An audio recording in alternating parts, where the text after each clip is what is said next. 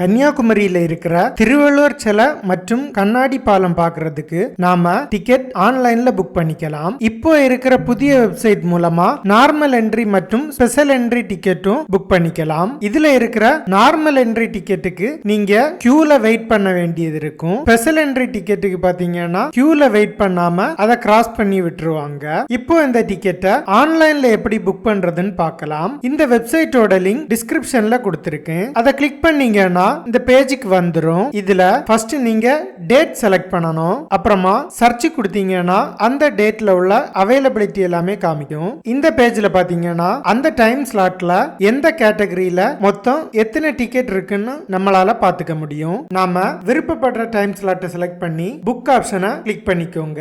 அடுத்த வர்ற பேஜ்ல உங்களோட மொபைல் நம்பர் கொடுத்துக்கோங்க. இதுல கெட் ஓடிபி கொடுத்தீங்கன்னா உங்க மொபைலுக்கு ஒரு ஓடிபி வரும். அந்த ஓடிபியை பார்த்து இங்க என்டர் பண்ணி கீழே இருக்கிற கேப்சாவும் என்டர் பண்ணி சப்மிட் கொடுத்துக்கோங்க. அடுத்து வர்ற பேஜ்ல உங்களுக்கு எத்தனை டிக்கெட் தேவைப்படுதோ அந்த டீடைலையும் இங்க கொடுத்துக்கோங்க. மேக்ஸிமமா 10 டிக்கெட் ஒரே டைம்ல புக் பண்ணிக்க முடியும். அடுத்ததா அந்த ஃபெரியில டிராவல் பண்ற பாசஞ்சரோட டீடைல்ஸ் எல்லாமே கொடுக்கணும். அவங்களோட ID card details, name, gender இந்த டீடைலை கொடுத்தீங்கன்னா அடுத்தது டீடைல்ஸை வெரிஃபை பண்ணி ப்ரொசீட் பண்ணிக்கணும். அடுத்த பேஜ்ல பாத்தீங்கன்னா ஃபெரிக்கு நீங்க பேமெண்ட் பண்ற ஆப்ஷன் வரும்.